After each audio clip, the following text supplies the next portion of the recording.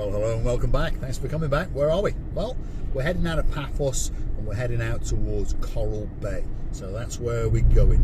It's a straight road all the way. It's going to take around about 15 minutes. It's about 15 kilometers. We drive quite slowly. And the reason for that is that this road is a 50 kilometers all the way. Very tempting road to put your foot down, but I promise you, if you do, the boys in blue are going to be waiting for you, and you're going to get a little bit of an infringement on your credit card. So if I was you, I'd stick to the speed limits. If you've got someone stuck up your bottom, let them go around you. But at the moment, I haven't got anyone stuck up my bottom. Isn't that strange? Very unusual. Must be a foreigner. Anyway, let's get another quick look onto the breakfast sofas. I bought more again, by the way. There's about 5 sofas in the house at the moment. We're going to have to move to a bigger house, I think. And we're going to have to get, well, Vivian, I think you need a twin. That's what you're going to need. So, you know, you need to make the cupcakes faster, and get yourself down to that supermarket or outsource it. I tell you what, we'll get the twins involved. So, Sir Simon, Sir Jeremy, welcome to the crew, but you're not sitting down. Oh, no. You told me when you were here you wanted to get fit and COVID-19 had caused you to, well, lose your fitness. So, you're in charge of running down to the supermarkets and getting the cookies. Now, you think that's an easy job, but it's not an easy job because I want value for money for my cookies. So, you're going to have to go to all the supermarkets in Paphos every single morning and price check it first, along with Miss Andrea, because she's a very, very good price checker.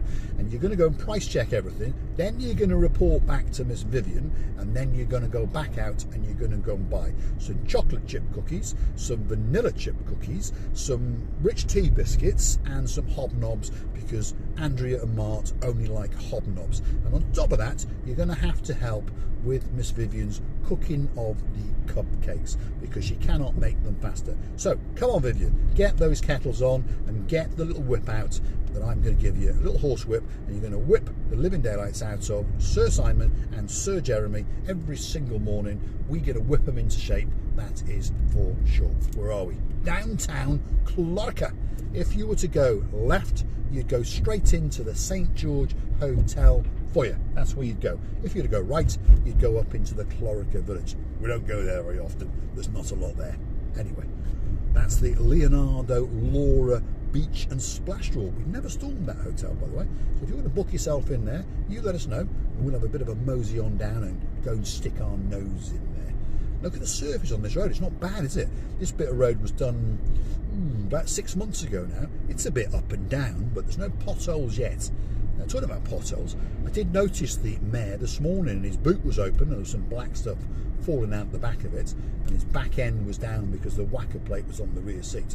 I tell you, these Cypriots got no respect for cars, by the way. Anyway, and he had a couple of rakes hanging out of his passenger side, but apparently at night time now he's whizzing around Paphos filling in the potholes, and he's getting paid €50 a shot. So he's working really hard, and apparently he manages to do one every 3 or 4 days, because, you know, there's a lot of frappe drinking to do.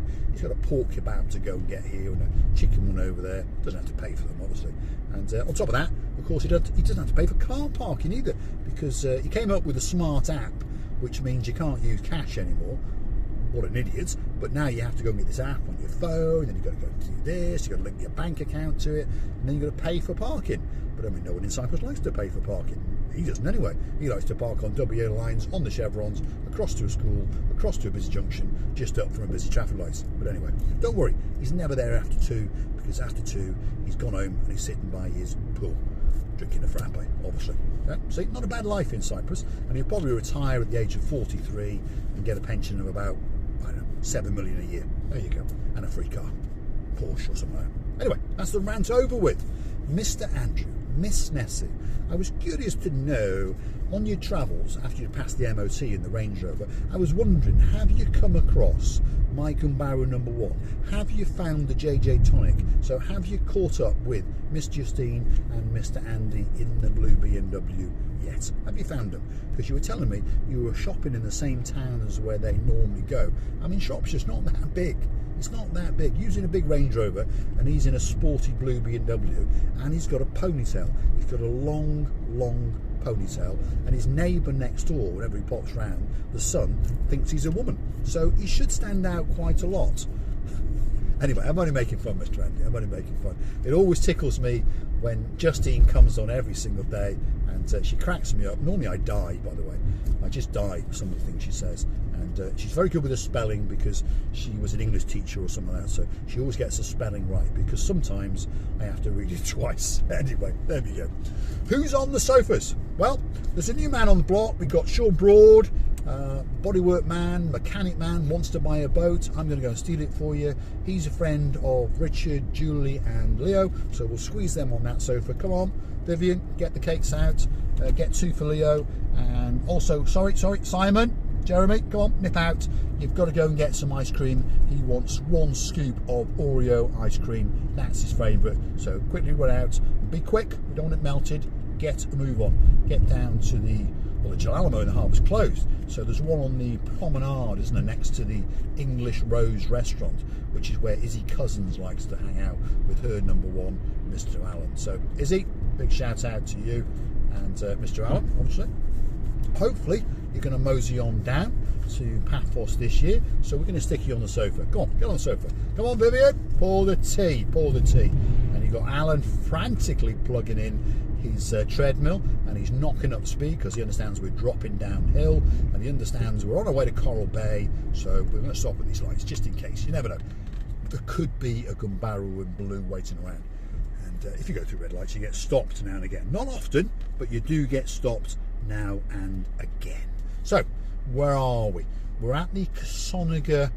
It's not a crossroads, but everyone calls it a crossroads. I just realised it's not actually a crossroads unless you turn into the Bayside kiosk, which is open 24 hours a day.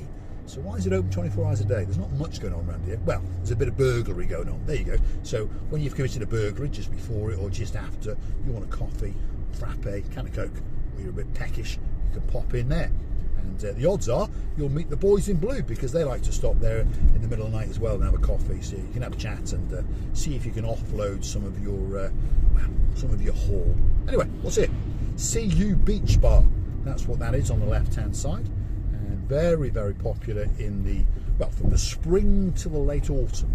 Packed out, in fact, packed out. Very difficult to get a table. Why? Good food, sensible prices, nice drinks, and a spectacular view across the blue Mediterranean Sea.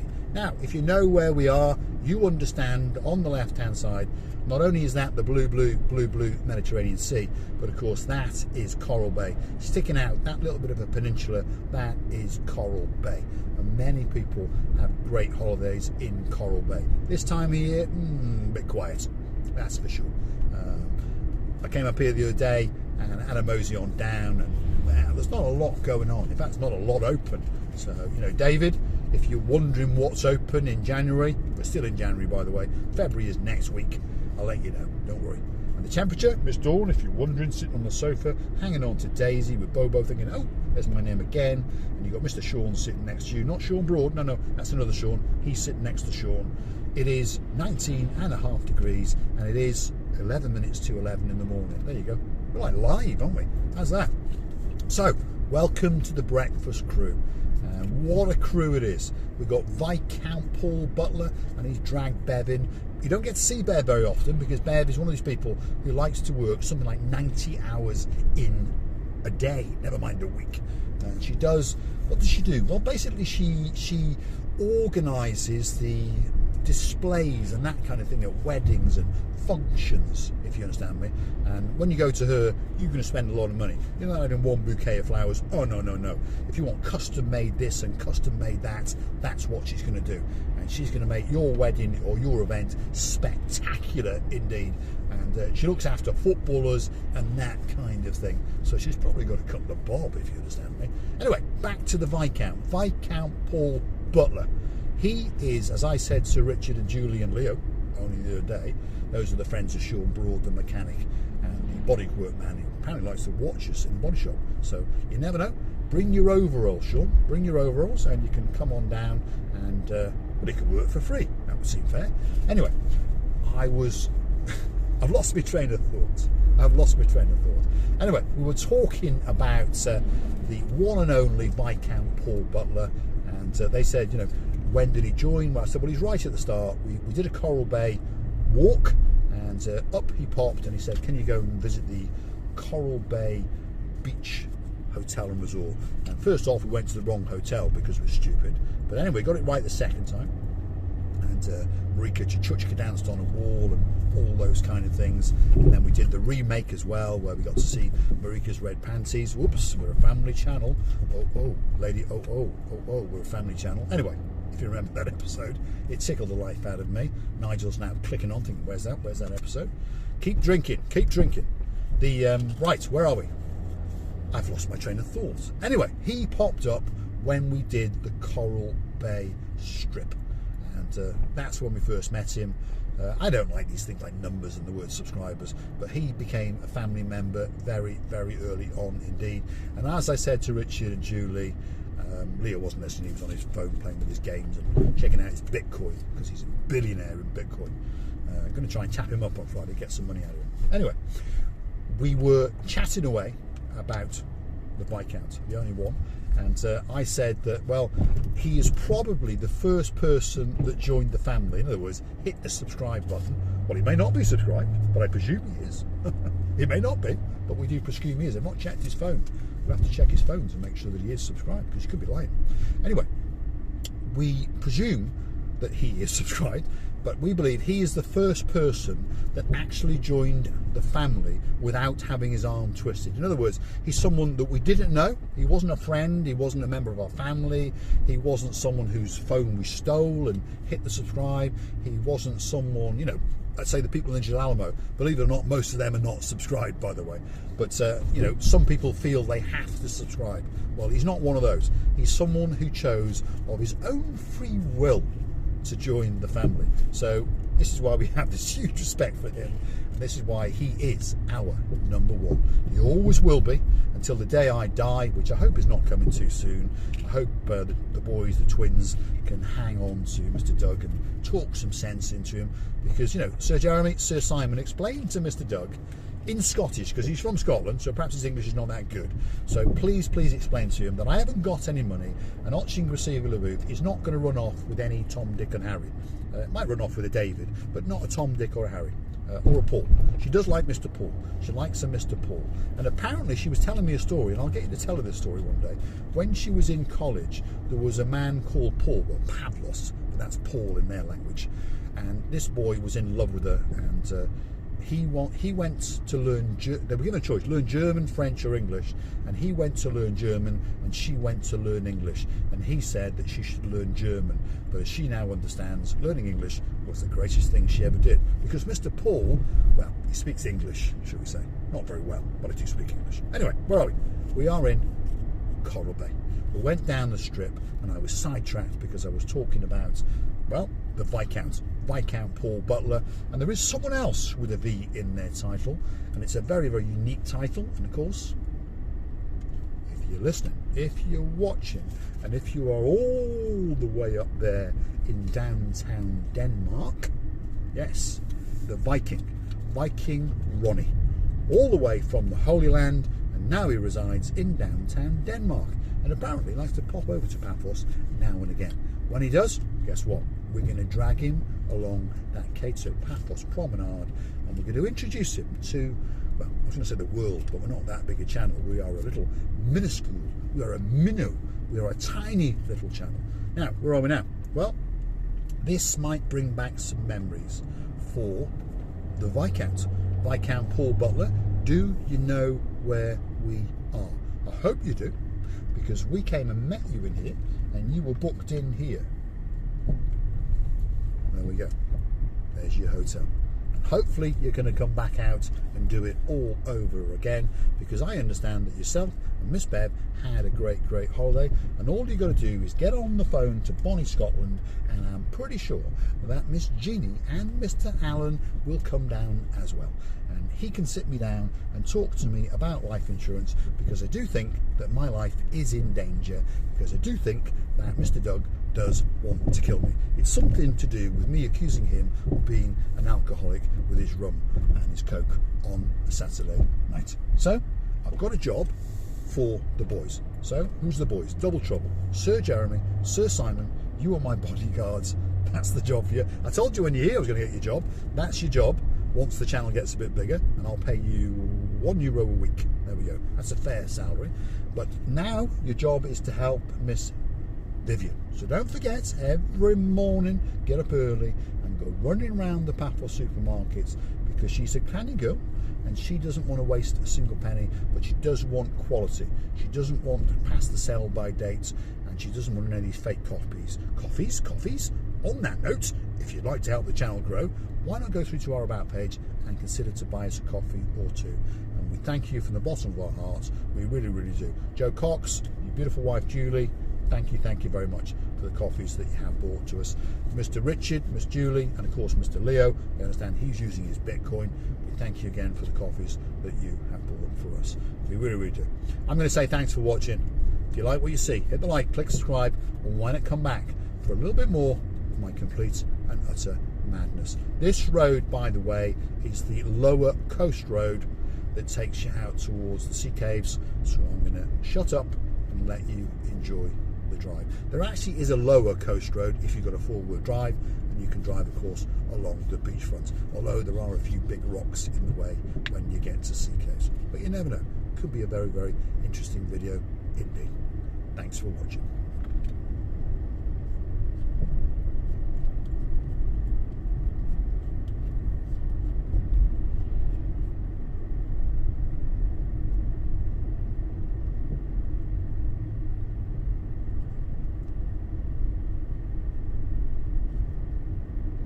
There you go, Lord Jono. A couple of ladies, quite simply, waiting for you. We haven't forgotten you, you know. When you get on a big bird and coming back out to see us, because like I say, I understand I've got to feed a cat called Jello, and I've got to feed you. Don't come for 14 days, I haven't got enough money. Come for about 10, we'll be all right. Thanks for watching.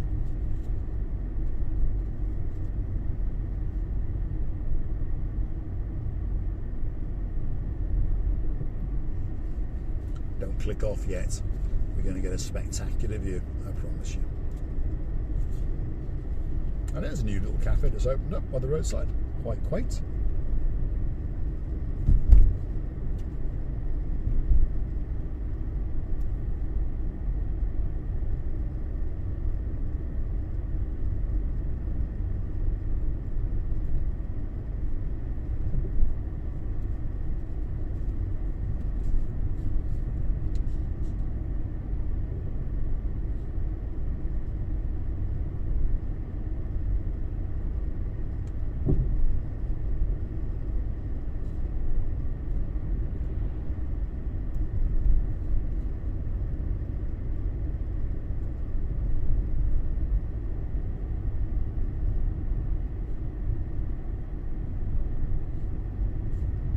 As you may have noticed, there's one or two fancy villas down here.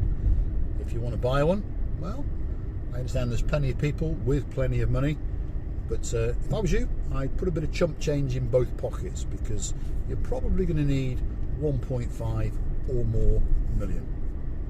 Not a lot if your name is Nigel Big Guns, but there we go.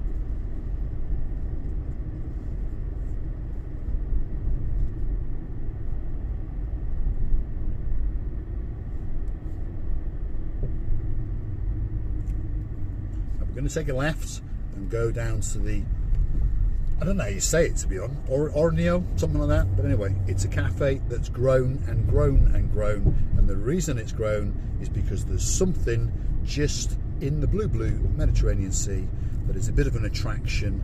So this cafe has gone from a shack to a very, very nice bistro lounge indeed. So it's closed at this time of year, but that's its car park there. We're going to get to see what it's actually looking at, and I think it's going to take your breath away. So don't click off just yet.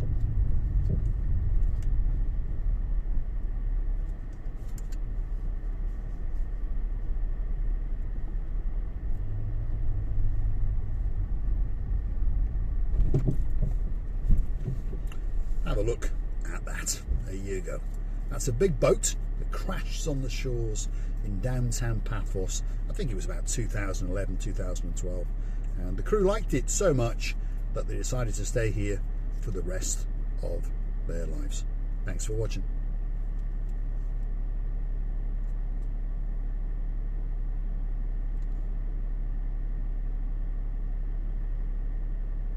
Beautiful day, by the way, Miss Dawn. Beautiful day indeed. Temperature 20 degrees.